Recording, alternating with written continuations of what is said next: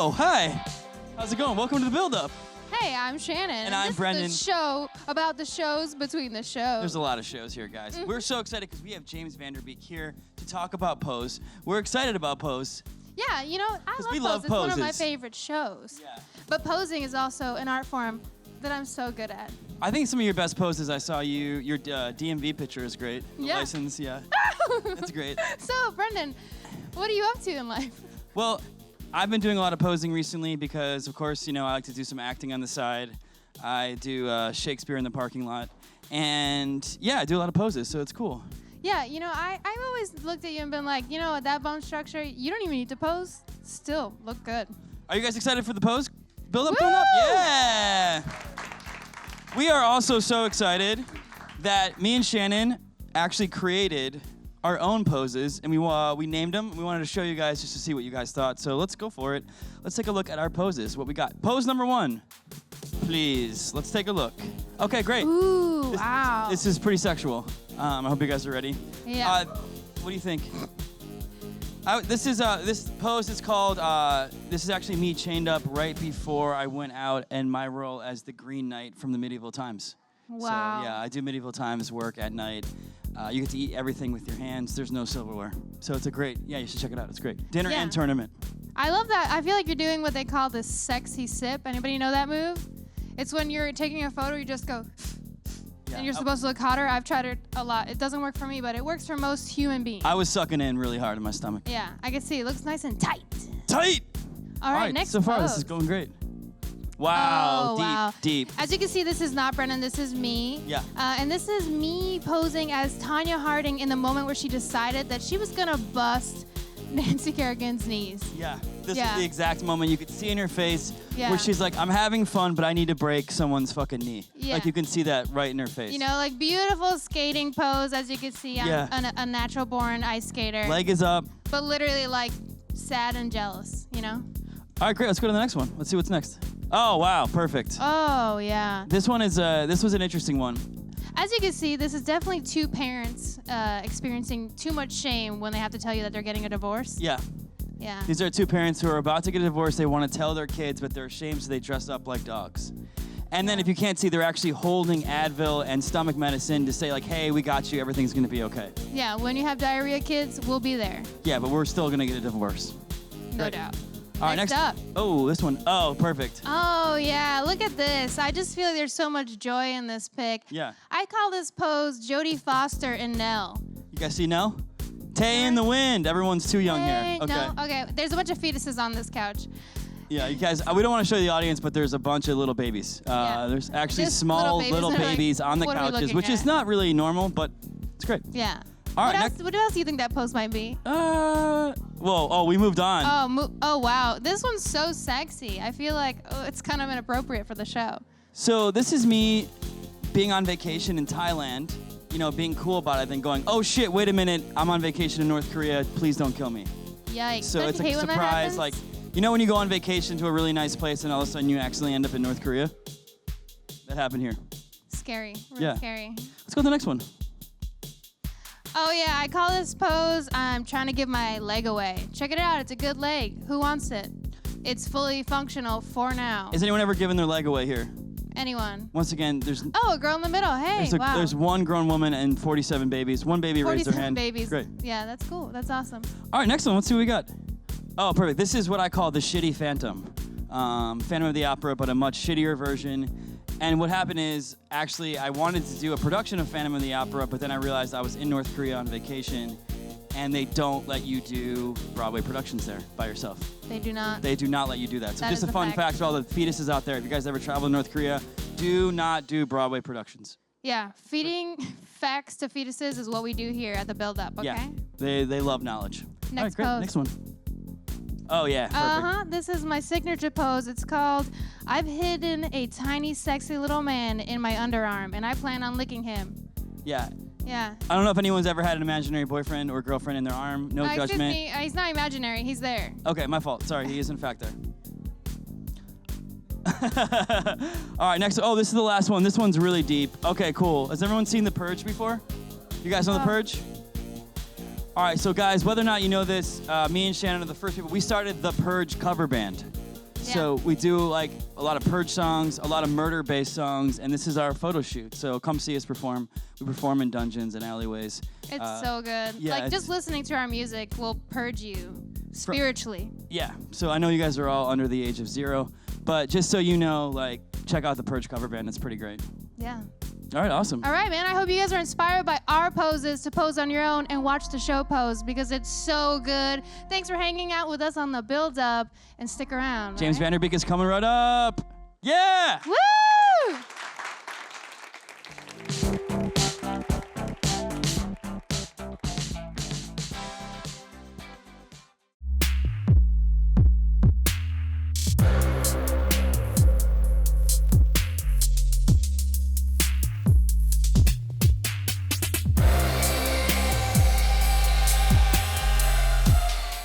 Thanks, everybody.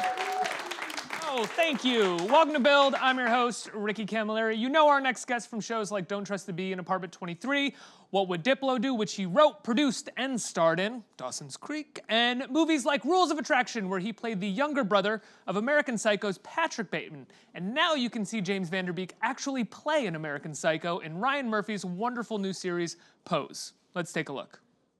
You see, most women can probably take that, right? But what I need is someone who can handle that. Right? I was born that way. You know, it's been my plight ever since I can, you know. What's gotten into you, Tiger? Fight with the wife?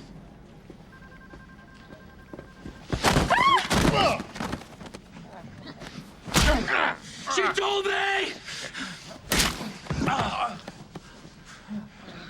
I covered for you. I got you a raise to pay for your side pussy and you blew it. Why do you hate me? I don't care enough about you to hate you. I resent you. You think you deserve what I have? Well, you don't, New Jersey. I was born better than you. You don't take what I have. I take what's yours. She left you? Good. Then it's my turn. James Van Der Beek, everybody, let's hear it. I love nothing more than being introduced by that clip in particular. Good guy, It's really like, yeah, here's the worst human being you've ever seen. Give him a round of applause. I wondered, since it takes place in the 80s and it's not finance, it's real estate, but similar sort of worlds in terms of the 80s in New York City, and having come from something like Rules of Attraction and the sort of Bret Easton Ellis world, if you thought of Patrick Bateman and Sean Bateman when you signed on for this character? You know, it's interesting. I mean, I never look to my past to try to have some kind of ready-mix character made, because then it just gets muddy. So I always try to create every character from scratch. But one of the crew members said, "This is like if Sean Bateman grew up." And I was like, if Sean stayed alive and got to this age, maybe there's a little bit of that in there. Except I feel like this guy comes from a little bit better family. But there's just so much dysfunction in the childhood of somebody like that. Yeah. You know, everybody says like, "Oh, is it fun to play somebody so bad?" And I always think, yeah, it's going to be, until you get on your feet and then you realize, oh, that's right. Like, really terrible people are very sad deep inside. So, like, there's something of the architecture of those characters that's just really damaged and heavy, yeah. And that's something that you keep in your mind rather than sort of relishing the naughty lines that you get to say. You sort of think about what is the subtext of this line, or what is the actual interior going on in this person. You try to build a character based on what's real and make it as authentic as possible. Authenticity is the goal. So, and I've definitely, I'm sure, fallen into this trap in the past. When you have a great line, if an actor is thinking, "Oh, this is a great line," while they're saying it and enjoying it while they're saying it, it's going to come off as if you're an actor reading a great line. So really, you have to push all of that aside and just go with what is from the root of the person, and then let it come out. It is fun, though, I will say, to be the more active member of a scene. The asshole or the villain is always kind of the more active member of the Yeah, you're driving the scene. You're driving the scene, and it was fun, especially working with an actor like Evan Peters, who listens and is all about the work. Like, there's no ego to him. I torture him in the show. Like, it's terrible. And Evan, there's no, like, machismo of him, like, trying to prove himself off camera, or, like, trying to, prove himself on camera, or he's not afraid to look bad or look like a chump. and he just listens and rolls with it. And a lot of these scenes, man, he doesn't know take to take whether he's going to get the sad, insecure, weaselly version of my character, or whether he's going to get the aggro, sociopath version. And he just listens and rolls with it and just trusts the process. And it was such a joy to work with him. You know, work with somebody who's just, I don't think he's particularly concerned about being famous. He just really is about the work. Now, you say the aggro sociopath version or the sort of sleazy, insecure version. I think more often in the cuts in the show, we get the aggro sociopathic version. You do. Sometimes you get him at like 11, like in that scene. And other times you get him at like 5 or 6. But there are versions. It was really, I mean, for the editors, they had a lot to, because there's some where there's like a really sad, pathetic version of that guy. Because, you know, and it's the thing about a TV show, especially one that's written as well as posed and as somebody at the head like Ryan Murphy, it's really about offering up options. Especially if you're shooting before you've seen, you know, the bulk of the episodes, you're guessing. You're guessing based on what's there. I imagine options specifically for your character are important because you want to give the actor freedom to have as much fun with it as possible and go as far as they want to go. But in the edit, as far as someone may want to go, may have to be dialed back a little bit. Yeah, and you never really know. Yeah. I mean, I've been doing this acting thing for 20 plus years.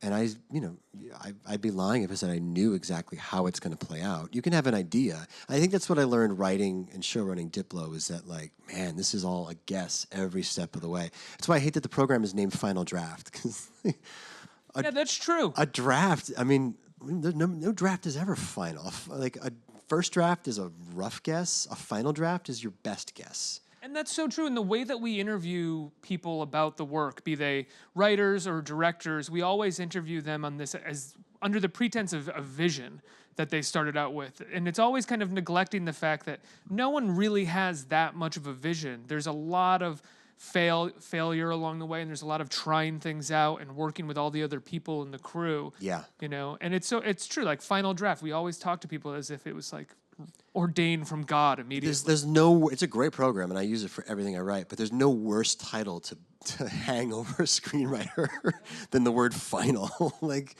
yeah, man, it is. It's funny. A friend of mine, a really good friend of mine who's also the writer, and said, yeah, man, if something comes out of your head fully baked, you're missing ingredients. Like it really does take the collaboration of a lot of other people. And that's the fun thing about television is even if, you know, you write every episode, which I did on Diplo, I had a room. So it wasn't like it just came from my brain. It was like augmenting my own brain and my own experience with other people's life experience and other people's sensibilities. And, you know, I was in the lucky position of being able to get to put it all together in the way that made sense to me. That was my point of view. Even some of the greatest screenwriters in the world go on set or have directors on set change things around because it's not working on the day with the actors. There's a momentum that's lost. There's a motivation isn't clear enough, so you have to rewrite some lines. For sure. I mean, even the greatest writers in the world, like you're sitting at home at 4 a.m., you know, in your underwear writing a scene, like to know exactly how that's going to play out in the jungle or wherever you're shooting with whatever actors that have been cast. I mean, you need to be like pretty black belt level psychic to really have all that nailed. And yet some people do, you know. I mean, on Pose, I don't think I changed a word of dialogue. Like, I don't think I rewrote anything. It just all worked, and there was so much to play with within the words that were there. You know, but again, even within just the exact same words, there's so many ways to go. Were there ways that you wanted to go with this character that you didn't get to go, or you draw him out a little bit more and see more of that home life that you imagined? No, on this one, I was just happy to take that vacation of being an actor, showing up and saying the lines and going home. After your season of show running? Yeah, after my season of show running, man, it was a luxury to just kind of show up, go to hair and makeup, grab a coffee, and get on set, play around a little bit, you know, say some terrible things, and then clock out. And I was more just interested in really curious about how they were going to put it together. But again, it's Ryan Murphy Enterprises. So this is somebody who knows how to make compelling television. So I looked at it more as a chance to get to learn at the feet of a master. What did you learn from him? Being present with each project was interesting because I'm developing 3 things right now that I'm writing, and I asked him as kind of just to see. I was like, "Am I crazy to try to think I can run two projects?" And he's like, "No, you have 5 kids. You can." I said, "Well," he's like, "Well, how do you do that?" I said, "Well, you got the one-on-one time is really important. You got to be really present with each one. Put your phone down." He goes, "That's it. You just have to be present with each project." I was like, "Okay, well, if Ryan Murphy says I can do it, who am I to argue?" But it's about trusting your gut there as well, because you only have a certain amount of time to make decisions. It's really knowing when it's okay to second guess yourself. Yes, and when you have the luxury of second guessing yourself. One of the great things I was lucky enough to host Saturday Night Live in my younger days, and I'll never forget. Lorne Michaels told me, we do the show in 5 days. He said, we could have 2 weeks and it might not be much better. He said, some decisions get made because it's 6 p.m. on Saturday. And that's kind of the way it should be. And I just thought, wow, that's a really cool concept. That, listen, man, you figure it out, you guess, and there's a clock. And once that clock is up, you make your decision and you roll with it, and that's what it's meant to be. Well, nothing like a clock to get rid of any kind of preciousness on your ideas. Yeah. And listen, time, conversely, though, and this is what I realized writing and showrunning, too, is that, there's really no substitute for time. On a set, if you have more time to shoot something, it's always safer. You might nail it on the first take. You might nail the first shot. You might really figure out the scene. But if you have more time to maybe shoot a couple more angles in the edit, you can get around it. If you realize, oh, wow, I totally missed that scene from the beginning. That's not what it should be. What options do we have?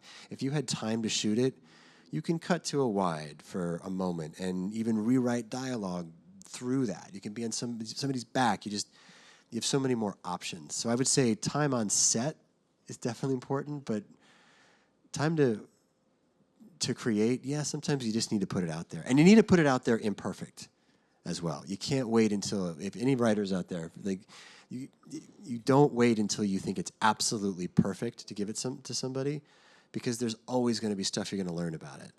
And you can save a lot of time by giving it to somebody and say, listen, it's about probably 70% there. Also save a lot of heartbreak as well, because if you think it's perfect, it's not perfect. And it's never going to be perfect. And that person's going to tell you their problems with it or their notes. And so therefore, you're just going to get heartbroken, and it's going to be harder to get back into fixing all the problems that someone might And if the problem is foundational and you've already done all the paint on the outside and you've done the trim and you've decorated the house, then it's even more painful to take it apart because you have to kill so many darlings that you're now in love with. Yeah. But yeah, that was a big lesson for me. I'm a perfectionist, so, and also, everybody has an ego. Everybody's got pride. Nobody wants to, every writer who's ever written everything wants to hear it's brilliant. You're the best there's ever been. I don't know how you did this. It's genius. And how did no one know this about you before this moment? Exactly. And that's a kind of result-oriented approach that I don't think lends itself to making good stuff. Right, you're writing going, how am I going to talk about this in interviews? That's going to be great. Oh man, that's the worst. When I was much younger as an actor, I remember thinking, all right, well, in the press tour, I can say this about this role. Let's just say those press tours are never fun by the time you get there, because the product is just not going to be that good. What are you referring to specifically? I forget. What is it like in Pose? Pose is one of the few shows on television that isn't about primarily white men. Yeah. And what is it like to play one of the 2 white men on the show who is also the primary villain or worst person on the show? I'm so proud to be part of it. I get weirdly emotional about when I talk about it. This is a community that has been marginalized since they existed. It's a community that doesn't get a voice. And so when I heard about the project, I immediately wanted to be part of it because it was a kind of a subset of a community that I did not know much about. I mean, I'd known the documentary Paris is Burning. The best. Yeah, I mean, which is amazing. But to really tell a drama and get into these people's lives and what they struggle with and what they deal with and with all the complication of real human beings in the hands of somebody like Ryan Murphy, who I knew was going to get it right, who I knew was going to be authentic, and he did. He had all the transgender roles are played by transgender actors. We had transgender writers. We had a transgender director. He really wanted to make sure that this was real and authentic, right down to down to its core. That said, what I also love about Pose is as much as it's real and authentic, it's not afraid of being escapist and silly and over the top at times. It doesn't. Yeah. It doesn't deny the fun from the world. It doesn't. But I think that's the fun and the escapism is part of what the ball scene was about. I mean, these are people who were told by the rest of society, you're a freak, you're other, you're weird, you should go away. And they gathered here in Manhattan, and they would have these balls where they'd celebrate each other. And they said, listen, they might not let me into a department store, but if they did, this is how I'd walk in. And they'd get judged, and it was flamboyant and creative and colorful, and so much culture that we know today has been lifted directly from it. Everything from the term throwing shade came from that. Voguing came from this scene. Even RuPaul's Drag Race. The category is that was this scene. So yeah, it was fun, and it still is. I mean, it's still going on today. And so.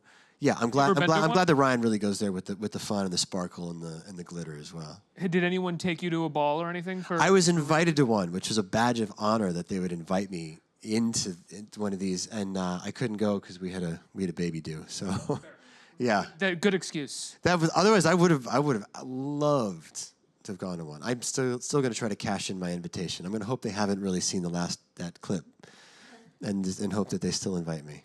What I love, and we didn't see the rest of the fight in that clip, is the choreography, and I think that's Janet's episode, right? It's Janet's episode. Yeah, what she does with that fight, choreographing it, which I like, is that it's really messy, and they don't look tough while they're fighting. Yeah. They look like little baby boys scrapping around. Yeah, bratty, man-child, toxic, masculine, Whereas I think in most shows, it would be kind of like a one-for-one kind of punch-off, Yeah.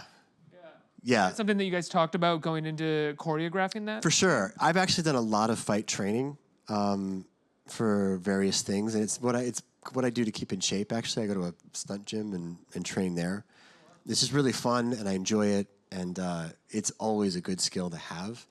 And, yeah, we talked with Janet, and Evan as well was definitely vocal about wanting it to be messy and wanting to be dirty and look real, and so it was fun to be able to bring a lot of what I had known, just even about what angle is going to work.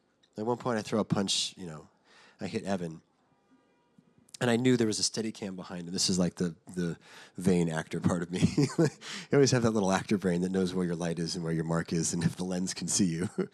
Does that ever get in the way when you're working with other directors? Are you ever like, you sure that light should go there? Well, every once in a while, a director will say, and don't worry about even finding the lens. And I'll be like, okay.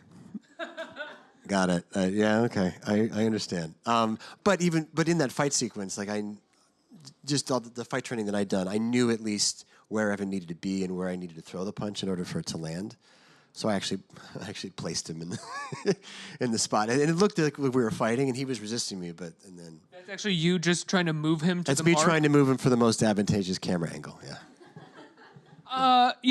Based off of Rules of Attraction and this, you are very good at playing a sociopath. Well, thank you.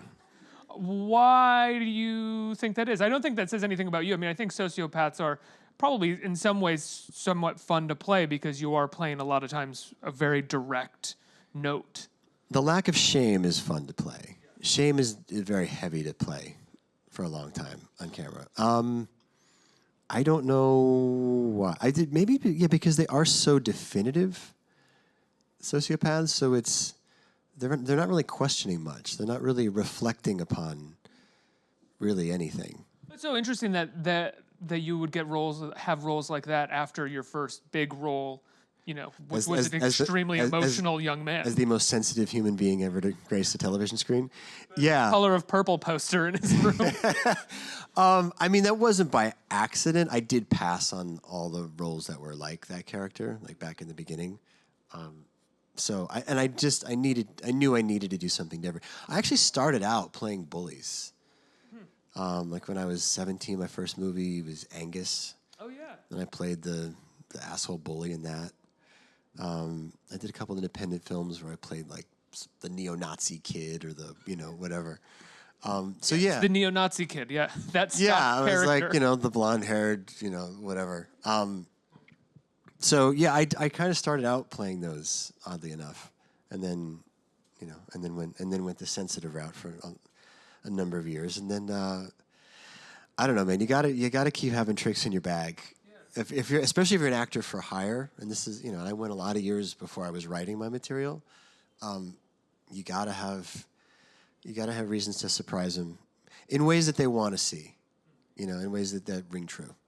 When you signed on to Rules of Attraction, did you get pushback? Or when you said that you were interested in it, did you get pushback from like your agents or anything that this was the wrong way to go, or this isn't going to be the best way to? I can't remember because I didn't care.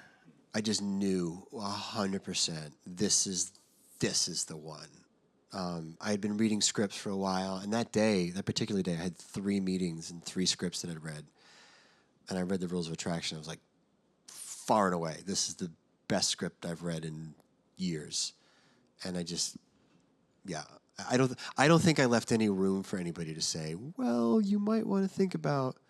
Actually, the only comment that I did have was I had done a Todd Solondz movie.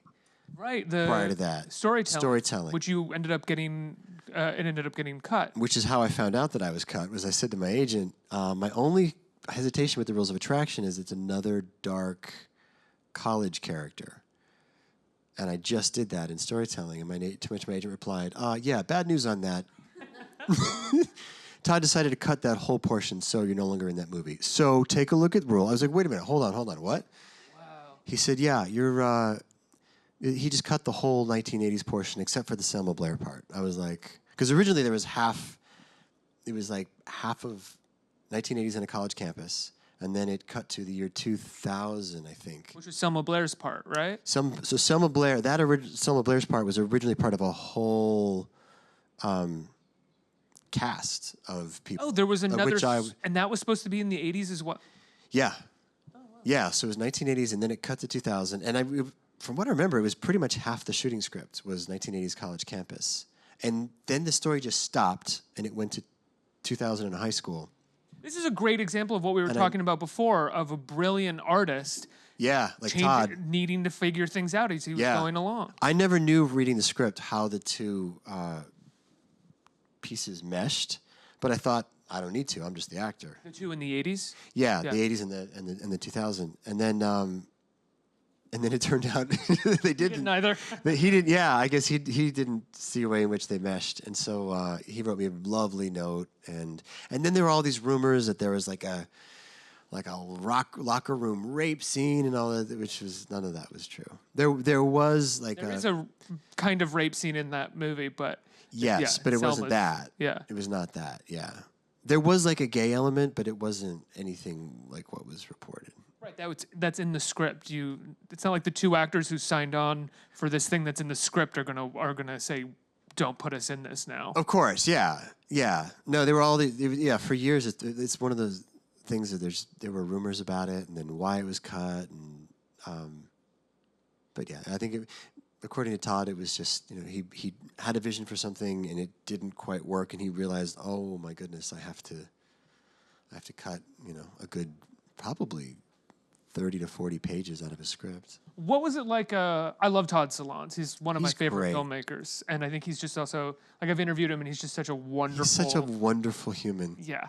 What's it like working with him? I've heard he's extremely exacting. Incredibly exact. Yeah. Incredibly precise. He just comes up and says, just a little bit there, just a little bit. And he's just so... My favorite Todd story, actually, if you guys know him, this is funny if you don't.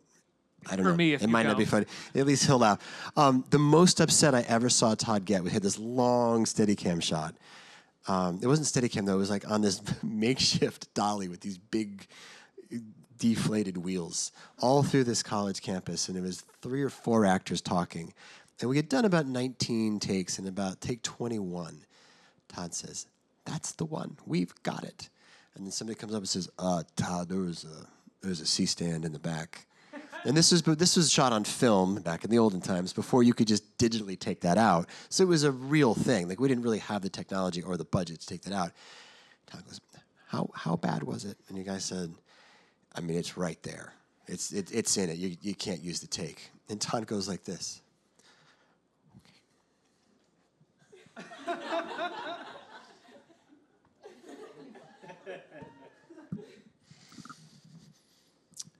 "Let's go again." I was like, what a lovely human being. Great lesson. I feel like that might be the closest he ever came to losing it on a set. Yeah. That's a great lesson. I mean, as opposed to other directors who Everybody screaming and who put that C-stand? Somebody been fired. Like, I don't think he ever lashed out at anybody. The other thing about Todd that I love too, that I never forgot, somebody told me they were location scouting, and for that movie, and they were going to a lot of really huge real houses and really kind of weird looking houses that had very different people living in them. And that some people in the location van would be like, "Wow, how about that freak who was living there? Oh my God," and that girl, and they'd be, kind of laughing about the people. And they said Todd never laughed at anybody who they saw. Never piled on, never made fun of anyone, regardless of how, off they were. Which I think is one of the big misunderstandings of all of his work, is that so many people criticize him for mocking freaks or mocking people, and I don't think he ever is actually. I think he's actually a very sentimental person. Oh, for sure. Yeah, I don't think he's got a malicious bone in his body. Yeah. Let's get some questions from our audience. Hi, I'm wondering what sort of projects you want to work on in the future, and if there are any specific people you want to work with. You should cast Todd Salons in something and then cut him out. And they cut him out. I should totally do that, right? I've got 3 things that I'm writing right now that I'm developing, and I'll probably act in at least one, maybe as many as 2 of them, possibly. And then the other 2 I might either write or just produce or. So I'm pretty tunnel vision on that. If somebody else, like a Ryan Murphy, comes in and offers me an amazing script, I'm certainly game. I really do enjoy doing that. But I'm sorry, that's a terribly vague answer right now. Are the things that you're writing all 3 of them shows? Yeah. Series? Yeah, series. Yeah. Yeah. Wow. Limited series and then 2, yeah. Yeah, I mean, people I love, like Donald Glover is doing some of the most innovative stuff, I think, right now. Yeah, I would agree. He'd be fun to work with. Next question. Hi.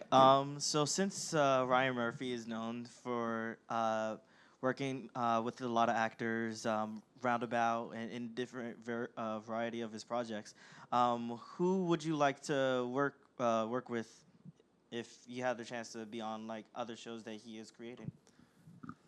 You mean like American Horror Story or something? Yeah. I mean, I'd step into anywhere in his universe, I feel like. God, I mean, I love The People versus O.J. I thought that was so well done. I don't think they're making a sequel to that. But Well, they make another American Crime Story, but they're all kind of limited series. yeah, I mean, gosh. The Versace one was really great too. The Versace one was great. He's really crushing it right now. I feel like he's like really coming into the height of his superpower right now. Yeah, I would agree. I think he finds a really there's something that always feels specifically his in these shows, but also creates different worlds that cater very well to the set stories that they're trying to tell. He knows what's coming. He has this really uncanny knack to put his finger on the pulse and know what people are going to be talking about 6 months from now. And the other thing you asked, what did I learn about Ryan? Ryan really cares about people. The people that are around him, the people that work with him. he takes care of them. And they're very loyal. And I can, I mentioned backstage, at one point, the whole production pushed back a month from when we thought we were going to start. And I was looking at the calendar, and I had to call Ryan and say, Ryan, we have a baby due June 10th, and I'm supposed to be shooting. I can't be 3,000 miles away from my wife at that point. And he just said, okay, well, we'll shoot you out. I was like, that's amazing. I was trying to convey to my wife, like, that's not normal for a showrunner to just say, okay, we'll do it. Yeah. It was amazing. I mean, it's the right thing to do at so many levels, but if you're not in this industry, I think it's hard to convey just how cool that is. It's really cool. It also takes a showrunner, I think, of a certain amount of prestige and power to kind of move a crew around or shake things up a little bit enough to do that, Yeah, Not to say that it's easy for him in any way to do that, but no one's going to be like, sorry, Ryan Murphy. Yeah. No, nobody's going to tell him no. And that's what I love, too, is he's using his power for good, like, to do something like this. And I'm thrilled to be a part of it. One more. Hi. Hey. Our last question is going to be from an online viewer. Okay. Jenna wants to know if there's a historical figure that you would ever want to play. Yeah. I've always found F. Scott Fitzgerald fascinating. The idea that somebody wrote The Great Gatsby, sent it off to his editor, and his editor said, yes, this is as good as you think it is. It's amazing. It's the next great American novel. You got that moment where they're like, how did no one else know this was inside of you? And that was the only one. Yeah. His editor, that was the last rave review he got on that book. He died thinking he was a failure. Oh, right. It was upon publication. It wasn't well reviewed, right? Middling to poor reviews. Right. Because he was like, all right, I'm going to stop drinking. I'm going to stop running everything by Zelda. I'm going to go write the next great American novel. And he went to Paris. He cleaned up. He did it. He came back. The world was like,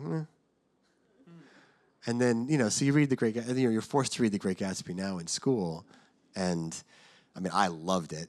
But, and you just think, wow, man, the guy who wrote that must have really been. But it's like, no, nobody appreciated it at the time. It wasn't until after he was dead that the book became appreciated.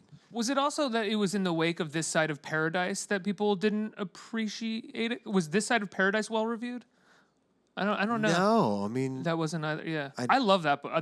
I love that book. I think he was known among writers as a huge, just giant talent, but he died in Los Angeles as like a rewriting hack screenplays. Right. And like never finishing The Last Tycoon, I think, as well, which has now been made into like multiple movies and shows. Yeah. And then he had some kind of health ailment. I forget what it was, and everybody just assumed he was drunk again, but he wasn't. Right. It was either Parkinson's or something that actually caused him to lose motor function. And they were just like, there's Scott. He's drunk again, Yeah.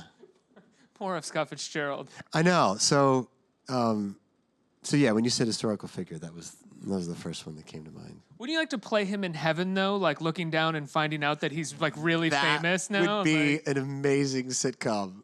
Oh my God. And he's just like walking around like, yeah, Gatsby.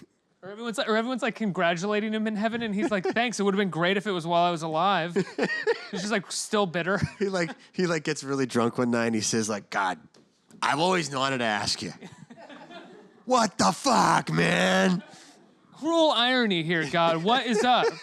Listen, nobody appreciates irony more than me, all right? But come on. Yeah, go write a book about it, F. Scott. Oh, you can't. You're dead. Sorry. That's the F. Scott Fitzgerald story I want to see. There we go. Let's go sell it to Netflix right now. Experiencing a cruel, ironic heaven. And he gets up there and it's like, I am the greatest writer. And then William Shakespeare's like, right, yeah, he's up there with a bunch of other celebrated writers. Like, whatever. And Hemingway's still there at the table in the corner. Like, everybody's Oh, you're the greatest living. How many books did you? Oh, like 2. Yeah. How I many wrote, copies did like you? hundreds of plays and sonnets. How many copies did your pamphlet sell, Scott? Hemingway's hanging out with Shakespeare and Moliere, and they don't really let Scott like at the table. Until like 10, 15 years later after his death when the book becomes, it still takes... He finally gets reincarnated, and then heaven is all celebrating him. Like his first 10 years in heaven still kind of suck too because the books haven't been selling. So he's not allowed at the big boys table even in heaven. Exactly. An inside joke we just did in front of everybody. Boy, we really went niche on this interview. I told a Todd Solondz story. We're talking about F. Scott Fitzgerald hanging out with Moliere in heaven. I do this for me. I do this for me. This is really not for the masses, is it? No, but Pose is. Pose really is actually, and don't be thrown by the gorgeous transgender woman on the poster. She's so good. She's so great. Amazing. Yeah. I call her the queen. She is a force of nature. Yeah. She started out in the transgender scene, I think somewhere down south. She's like if not the first transgender model. She's a legend. She came up to New York at her first ball, and she's like 6'6". She's super tall and elegant and just ferocious. And I guess her first ball ever, she was like, wondering if she's going to be okay in New York. She came in, walked down the runway, and they just gave her the trophy. Like she just crushed it. She's legendary in the ballroom scene. I think there's 1 episode left or 2 episodes left this season, right? 2 episodes left this season, yeah. And it airs Sunday nights on FX. It's just compelling human drama. It's it's one of the best shows on TV. People who know me, who have watched the show, who would never have checked out this show based on what it's about, have all 100% come back and said, like the doctor, like the Hollywood doctor who delivered our baby. So, I watched that show. I watched the whole thing. I'm gonna watch the next one. I mean, my Fox News devotee in-laws love the show. I mean, everybody. Good thing. Yeah, my parents, my dad, my baseball-playing father. He played baseball before I was born. I took him to the premiere. He's like, "Wow, I've been really thinking about that show." Yeah. They've watched every episode. So every episode is good. I will say the pilot episode is stunning, unbelievably really shot and beautifully told. It's feature length. It's a feature-length movie. It is a feature-length movie, and I could say this because I'm in the pilot episode for that much. It's fantastic. It really is. It's not bragging for me to say it. I could have sucked, and it still would be fantastic. It's really good. So please, check it out. And it's a world that I didn't know much about, man. And I grew up doing theater. I've been around the LGBTQ community my whole career. My career's been made by many of them. There's just stuff that I never knew. And I came out of this going, wow, I've got such a deeper appreciation, not just for this community, but for humanity in general. I guarantee if you watch it, you'll come out a better person. I couldn't agree more. Congratulations. Pose on Sunday nights on FX. James Van Der Beek, everybody. Thank you, guys.